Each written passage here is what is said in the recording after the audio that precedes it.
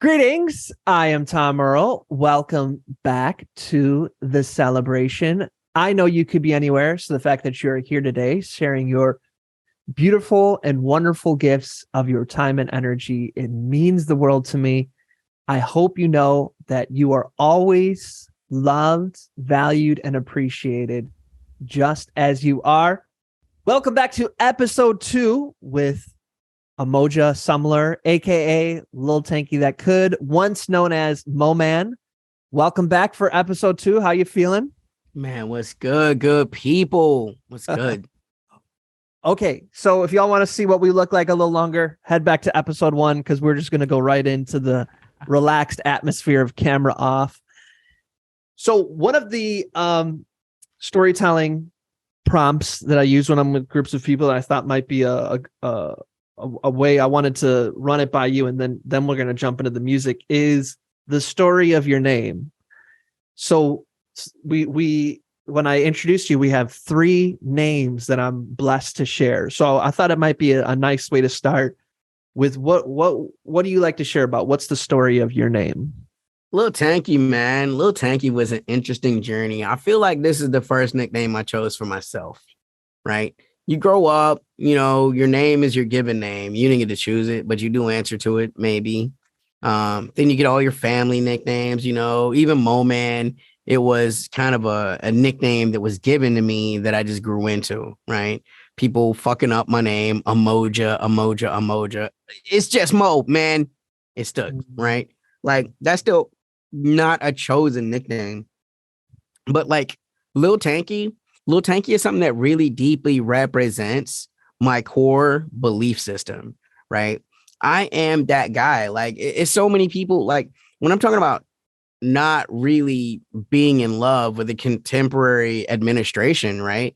People are like, oh, but he was Obama's vice president. And it's like, bro, I wasn't in love with Obama. Like, you know what I'm saying? Like, that's how far left I am, right? When I'm looking at guys like Hugo Chavez, who have the heart and the courage to call someone like George W. Bush the devil in the United Nations, because that's in my circles of leftism. When the Iraq war was going off, we knew, man, this was an evil man, a deeply evil man. And he's been so embraced by the Democrats fuck, man, he's been on the Ellen show, they're friends, right? This is what we talk about virtue signaling once again, because you can see class struggle right there.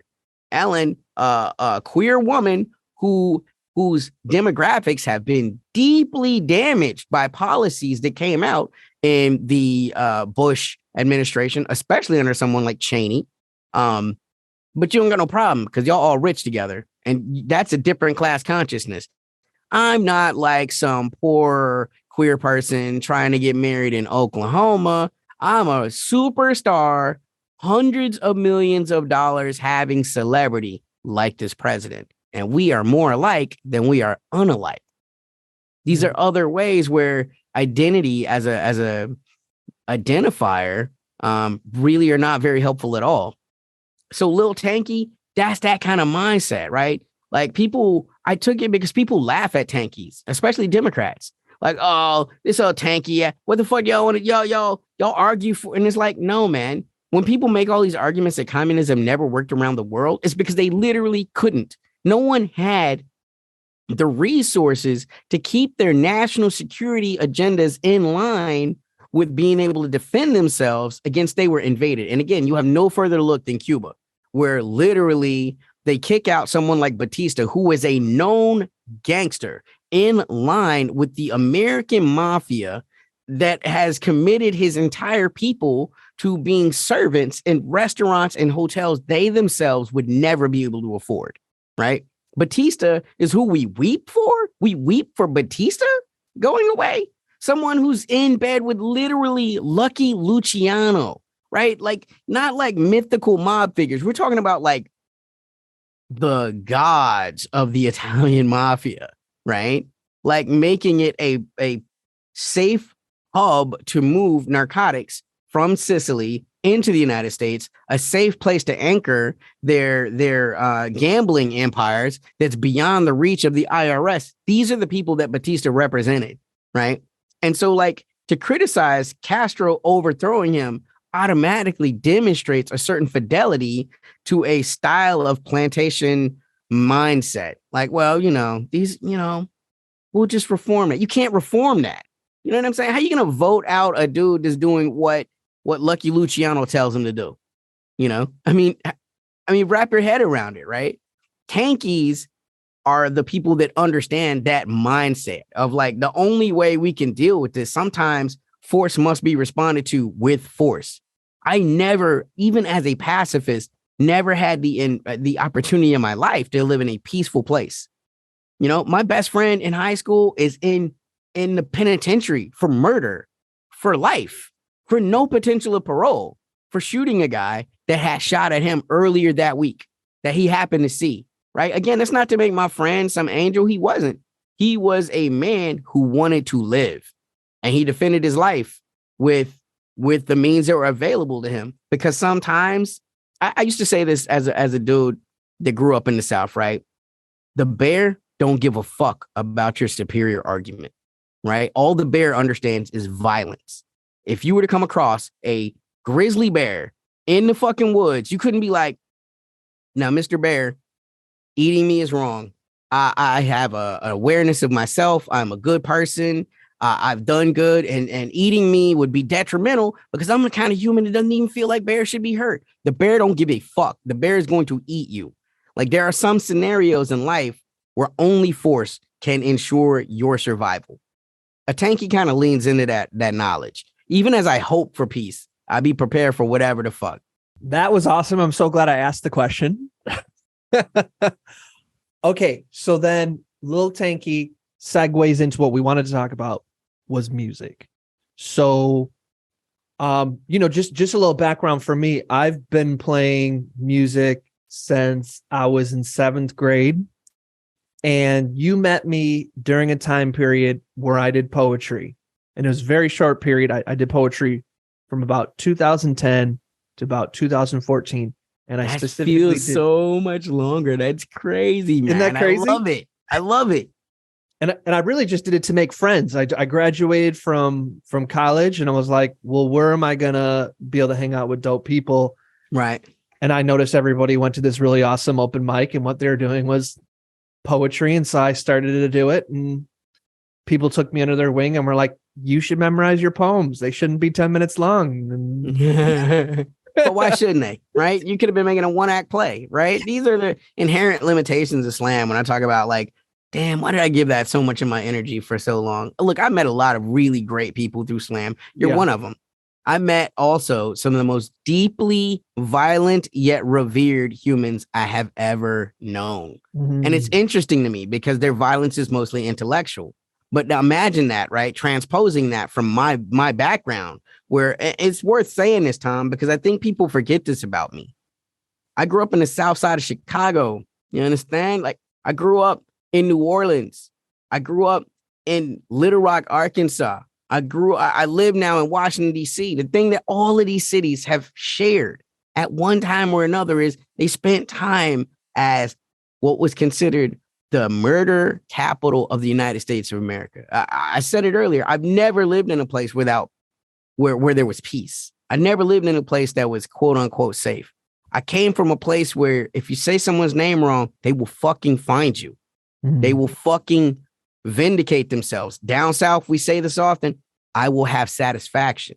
Remembering even, again, historically, the South was dueling culture. You had the vice president of the United States challenge Alexander Hamilton to a fucking gunfight on the White House lawn. Aaron Burr, right? That's Southern culture, right? There's a reason why everybody loves Doc Holliday in Tombstone, right? The Southern gunslinger.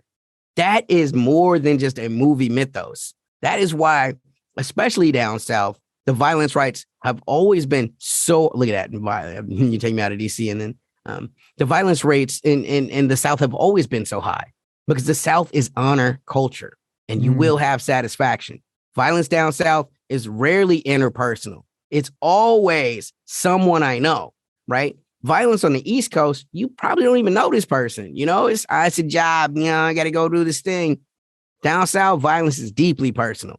So then imagine being surrounded by a community of people that's all calling themselves family, treating each other in horrendous ways. You know what I'm saying? Always under the guise of, well, this is the right and proper thing to do. But you're harming people. You're literally causing deep, sustainable harm under the guise of, well, I'm trying to help people be safe. But you also really not about that life. Like, you know what I'm saying? Like, I come from a place where people get fucking shot, right? Like, unapologetically, this is where I come from, you know? And there were never room for stories like that. I couldn't tell these kind of stories in slam. I couldn't tell the story of Rob. How am I go to fucking Sheboygan, fucking Washington, and talk about being a poor inner city black boy where all of my friends from high school who were in gangs are, automatically like, well, that's a horrible person, right? Without, again, understanding the intellectual fidelity of, well, you're in gangs too. It's just your gangs are acceptable gangs. Mm. Okay, so you've hinted a lot at and pretty explicitly, but why don't you talk about your embrace, your diving into with music, with going to music? Man, it's just about, as an artist, right, wanting to really be able to tell all of the stories. They say write what you know. I can't write what I know and make people in slam care. Again, right, they can say Black Lives Matter, but they're the right kind of Black lives. They're the Clint Smiths of the world, right? The black guys that pull themselves up by their bootstraps, even if they come from upper middle class families and got an education, Harvard, right? This sanctioned right way. But see, I'm the exact opposite of that, right? I'm the angry intellectual. I'm the hood boy that made it with the fucking, I am the Black Will Hunting. You know what I'm saying? Like, you have this immense intellect, but you're not the right socioeconomic fit. You know what I'm saying? One of the most violent places I endured beyond poetry was the nonprofit industrial complex, where you're around these Susans that think they have the great thing about being around, you talked about conservatives earlier. If I go around my country friends who are not involved in social justice, they will tell you, I don't give a fuck about these things. And it's very honest. If I go to a nonprofit industrial complex and I'm around Lauren, if I'm around Becky, if I'm around Susan, Karen, right, they're going to think they know more than me. If I say something other than what they know, I'm going to be said I'm mansplaining, because that's what fits their third wave feminist praxis understanding of what's happening, without counteracting for the fact that as a Black man, I'm never seen as an authority, right? I'm never seen as more exposed to intellect, right? If I have more knowledge than you, I had to work really fucking hard to get it. You know what I'm saying? But that's automatically invalidated because their ideological worldview tells them anything that's contradictory coming from a person that doesn't look immediately like them, then they're being oppressed. And like, that's just not in keeping with reality. You're hitting a lot of points that I'm resonating with, especially bringing in the nonprofit part. But let me keep us on the music for a little bit too. Yeah, sure. In music, I can say my truth, and the people that listen to hip hop, they recognize this. This shit is not alien to them. This is shit like they've wanted to hear people say these things. Look, man, I got a homie from East Los. You know what I'm saying? He heard a track and he hit me back. Of course, he's a vato. You know what I'm saying? Proper.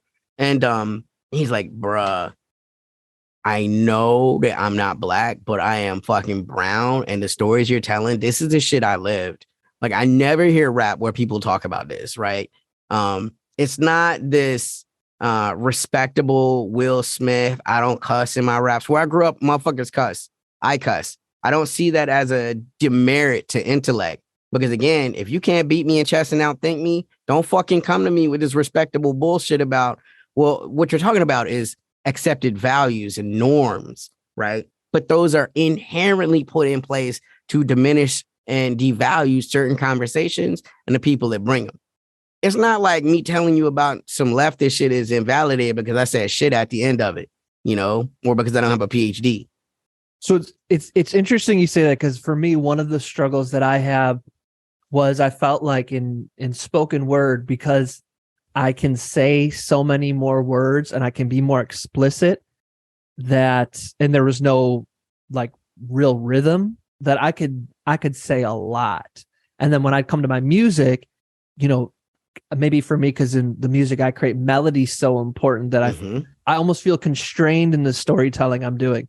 So I'm curious for you, what feels more like liberating in your ability to tell I stories? love that. That's a great question. Okay, so the answer to that is you're talking about a syntactical limitation versus a cultural limitation, right? It's not that I cannot write those stories, but in a medium like slam, where, let's be honest, only the winners are validated, right? If we were in the PGA, the motherfucker that comes in 51st at the PGA Nationals is still going to make $300,000. You know, the first person is probably going to make $10 million, but the 51st person still probably going to make 150,000 because they a fucking professional and their time is worth something. And slam, only a winner's time is worth something. It wasn't that I couldn't tell these stories. I couldn't tell these stories and remain economically viable. I couldn't get myself on nationals teams. I couldn't get my brand exposed if I was telling these stories.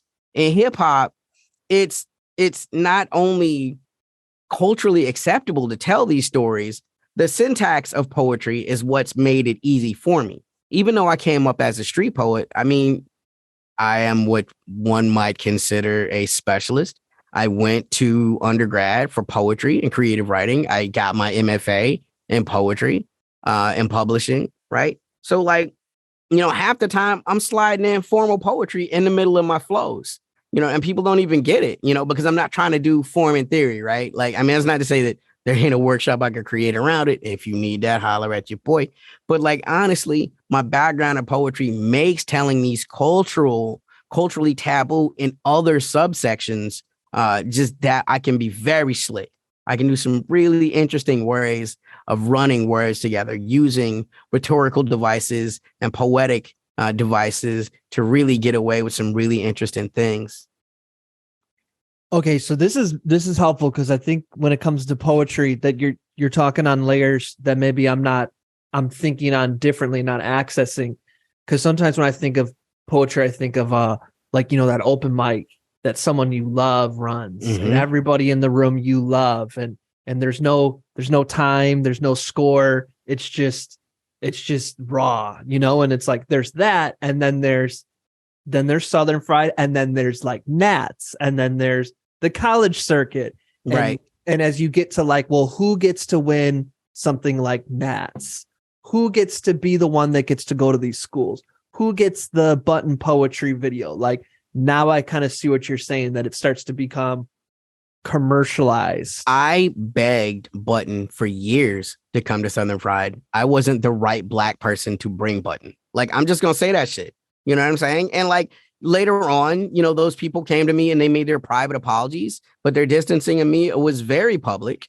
You know what I'm saying? And that was some bullshit. And let's be honest, I feel in my heart they did not feel comfortable being around those kind of Black people. Southern Fried is not a lot of Clint Smiths. It's mostly a bunch of breezes. And they did not feel comfortable being around those kind of Black people.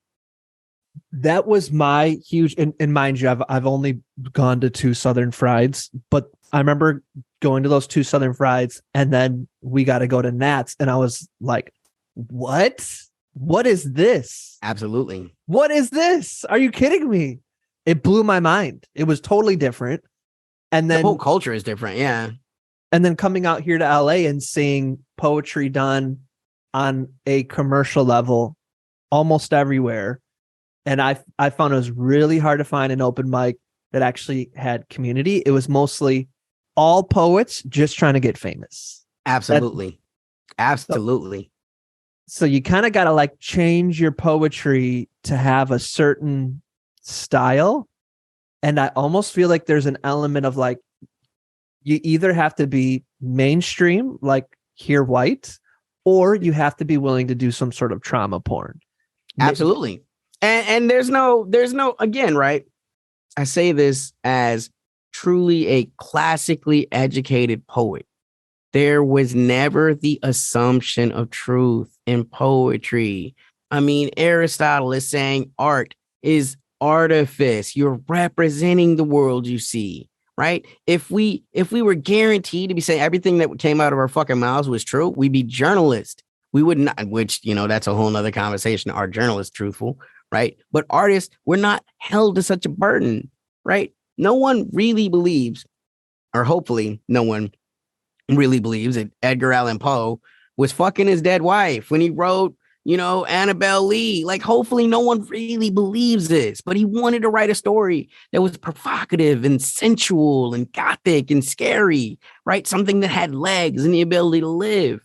You go to a slam, and because you're talking about an audience that has no training in poetry most of the time, and what we say is so compelling and so emotionally vigorous, right? You assume everything you're hearing is fucking true. So like when you hear this trauma porn, you don't even know if it's fucking true, but you definitely don't want to be the dickhead that gave a 3 to this poem that was very traumatic. Maybe not that good, but very traumatic. It moved you, right? You don't want to be the person that gives a 3 asking, well, I don't know if this is real. I don't know if this really happened. And the assumption of truth in slam was one of the most poisonous concepts to the art. Okay, so one of the first things I remember, I'd gotten my daughter, it was a Saturday night, so I'd got my daughter to bed, and it was, I don't know, maybe 11 o'clock at night, and I was in this room I'm in now, and I was like, all right, let's do this. I like to really set the stage for when I hear new music, so I was like, let's do this. So I played Lil Tankie. And I'm so sorry. I would not say it's not kid friendly, because as a kid, this is the kind of music I heard, but it's not culturally acceptably to be kid friendly. So there you go. Well, just more, I just don't want distractions. I want to listen to it on my own terms. Right. I want to be by myself. I want to just be in my own space, certain mindset. I want to be able to listen as much as I want. I want to be able to skip. I want to be able to stop. So it's not nothing to do with. What was the first track you heard? I'm trying to remember, but I can tell you the very first thing that hit me was, I was like, oh my gosh, you have a good voice. Like, your voice is amazing. Like, it's probably where I'm from. I felt like that was an important establishing song, right? Because a lot of people, again, even through the world of poetry, they think they know me, right? They think they know me, but they really don't. A curated experience that I shared with you. You knew where I was at in that day, in that mood, in that mode. But like, you don't really know. You can't really tell someone's biography because you saw them on stage a couple of times. Even if they featured, even if they gave you an hour of themselves, they gave you that, and it's curated. Again, you don't know if a single one of those fucking poems was true. For me, I've always written from a position of absolute truth, right? Just creating the environment that I need to be able to bring it to, of course, like, and where I'm from, the song we're talking about. I remember playing it for some homies that had went through some of the experiences I was talking about in that song. And even though we all had nom de gores, not real names, okay, hood names, you know what I'm saying? I remember my homie being like, you got to take this name out, right? It's not even his government name, but it's still a moniker that he was known by. And I'm talking about a situation that really happened to us on such a level that dude doesn't even want to bring, secondary heat, especially when you got in these courts now, these judges literally playing rap lyrics back as if there's not the protection of fucking art, man. I mean, we talked about this in Basic Instinct 20 years ago, 30 years ago. Fuck. Right? The assumption that art is real is deeply hurtful, and it's being used as a tool to just throw black rappers in jail as we speak. Right now, is black artists in jail right now because motherfuckers played their lyrics, which are automatically going to be deeply prejudicial to a white audience. I'm sorry, a jury, but they're an audience, right? It's a whole different kind of audience that you got to get the votes for, right? It's going to be deeply prejudicial. They play fucking A$AP Rocky, bitch this, bitch that, nigga this, nigga that. I'm slanging this crack. I'm smoking this weed. You don't know if any of that shit is true. You don't know if any of that shit is true. But now the audience, I'm sorry, the jury is going to automatically think this is who this man is. I was wondering if this was going to come up. I only specifically know about this happening in Atlanta. I don't know other places, but that they're specifically going after someone's record label. I don't know. Yeah, they're running it up as RICO. Yes. The same statutes they used to go against the mafia, but never against, I don't know, the Knights of the Ku Klux Klan, Proud Boys, the state could use that power on that. Instead, they picked the easiest fight possible. Because even a rich black dude is still a black dude. You don't have institutional power, but you probably don't even own your masters. Stop. You might be a millionaire. You might be a celebrity. What the fuck is $1 million today? $1 million wasn't that much in the 80s, right? And please understand, very few musical artists have $1 million right now, liquid, that they really could reach out to, right? Yeah. So you look like you're living great, and ain't nobody gonna believe you, bro, because in the video, you got Murcielagos, you got Bugattis and shit. It's all designer. You look like you're doing quite well, much better than Joe the fucking plumber. So again, how much sympathy are they going to have? Because already you've betrayed your fucking class consciousness, which is why, again, I don't rap about fucking balling and how great I am and how wonderful life is for me. I rap about the shit I saw, the shit I've went through, and how gritty all of that was. Because I don't ever want to betray my class consciousness. I want Joe the fucking plumber to understand, bro, if anything, your life might have been better than mine. Or at best, we are peers. One of my big ahas of 2022, because I was so involved with helping people scale their business, was how much money you have to spend to start to make in the millions. Like if an artist is making 20 million, chances are they're spending 20 million to get that 20 million. Yeah. So that's none of it's liquid. None of it's liquid. Exactly. Okay. I looked up in my journal because I journaled as soon as I heard your song. And so Sunday, November 20th, 12:56 a.m. I don't know if you remember when you released your song, but that's when I was writing. Let's see. I actually have access to my release schedule. Give me a second. Boom. All right. What are we talking about? I'm almost certain that would have been where I'm from, but it might have been Hoffa. And I literally have it here. I'll read it for you while you're looking. It's long, so I'll read the beginning. I was like, my friend, I have had your song on repeat. If you're up for it, I'd love to talk with you about this song on the podcast.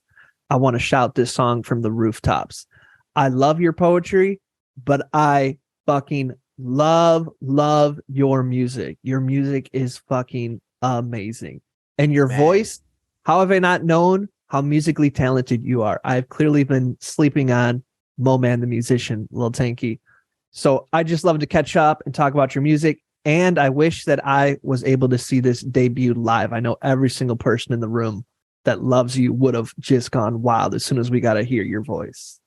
Man, thank you so much. I've always been, are you an anime fan? I like Avatar. I got you. It's not quite anime, but it comes with a lot of those conventions. I love Avatar and I love Korra. Korra might actually be better. Another controversial statement. She had to deal with much bigger problems than he did. But okay, so like I've always been like I've never had fame, right? I've always had a level of infamy because I'm not the right kind of Black intellectual. You know what I'm saying? Again, I'm the Will Hunting, the Southie guy. You know what I'm saying? The guy that grew up around gangsters and fucking smokes weed and shit. You know what I'm saying? Like, I'm not Will Smith. That's not my, you know what I'm saying? Like, I do. That's not me, right? And so because of that, right, there was only so famous I could ever be. I'm always a little bit more of an infamy guy.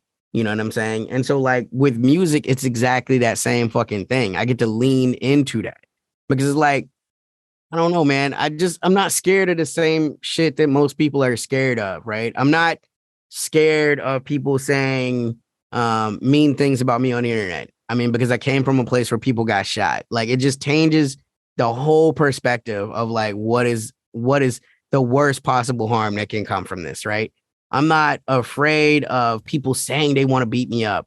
Bruh, I'm a disabled Black dude. I'm like 4'10". You know how many ass whoopings I took coming up as a kid? You know, again, part of that leading into this tanky fucking identity because, man, I take a lot of shots, but it's hard to stop me. You know what I'm saying? Like, that's the shit that made me physically fucking tough. the physical abuse I had to survive coming up, not just out in schools, not just in the hoods I lived in, but also with my parents, with my family, which goes back to, again, why it was so toxic for me to be in the poetry community where we talking about, oh, we family. We don't all come from good families. Imagine the privilege of thinking that saying we family is a comforting phrase for you. Like it probably is for you.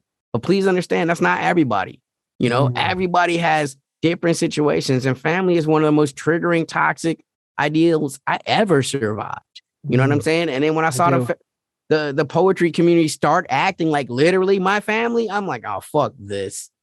I can't. There's better shit I can do with my creativity where I can truly be closer to who I am, you know? And it's like, that's why I'm just not afraid to talk about this shit in my music, man. Where I'm from is exactly that. I come from a place where I know it's New Year's because everybody busting fucking choppers, bruh. Motherfuckers talking about gun control. Like, how you gonna come and get these guns from people, right? Are the police gonna give up their guns? Like, these are just silly liberal arguments that people make that have like no executable way to like make these things happen without, again, advocating for an incredible amount of bloodshed.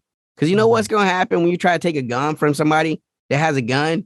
They're going to use that fucking gun. So you have to have a bigger gun, right? So like, but these are people that are like, oh, I'm anti-death penalty. Okay, but then tell me how you can fucking make your plan work. Like, how can you do this without the loss of life? How can you achieve your fucking goals, right? I come from a reality where I know what it's like to try to take the guns from the black dudes that live there. And it's a million times worse if you try to take the guns from the white people that live where I come from. You know what I'm saying? I had to write about this kind of shit, man. Like I lived in a house where, because I was just getting started doing poetry, but really what I was an IT professional, and me and a couple of my best friends from the hood are living with me because I can front everybody now. Like, you motherfuckers ain't got to struggle. Y'all could come up. I get per diem when I get sent places. If I ain't at the house, y'all should just stay here, right? But because we black people, it's looking like we're doing a little bit too good. And in one case, one of my homies, he wasn't black, but he was definitely a hood ass white boy. You know what I'm saying? We literally had rolling police fucking stakeouts in front of my house because they assumed the only thing we could be doing is fucking selling drugs. Like, bruh, I mean, I'm smoking some weed, but like, we definitely not distributing no drugs. Like, that's not anybody in this fucking house. I just happen to be doing well for myself in my profession, my very respectable profession. You know what I'm saying? But because I didn't look the way that a black dude is supposed to look that's making this, right, this amount of money, literally, man. I mean, where I came from, man, in that song, I'm talking about how we would literally look out our blinders and see the cops in this motherfucking van, obvious as fuck, and we flipping the cops off like, stupid motherfuckers, you're wasting my tax dollars. I don't sell drugs. You know what I'm saying? Like, that's my reality. Like, there's no way I could tell that story in slam and get 30s. You know what I'm saying? I'm gonna get 110 and I'm gonna get a bunch of 9.2s. And that 10 gonna get wiped because I was gonna say the 10's getting dropped. Okay. But yeah.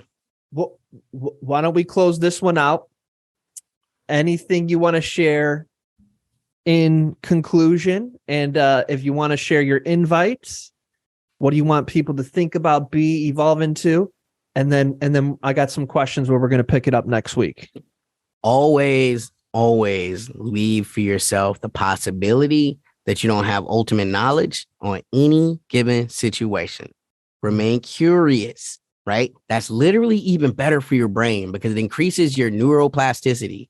When you believe that you know things, you don't have to learn more things. You know this one thing. And I know that it makes you feel very comfortable and safe, but it's also literally diminishing your brain capacity.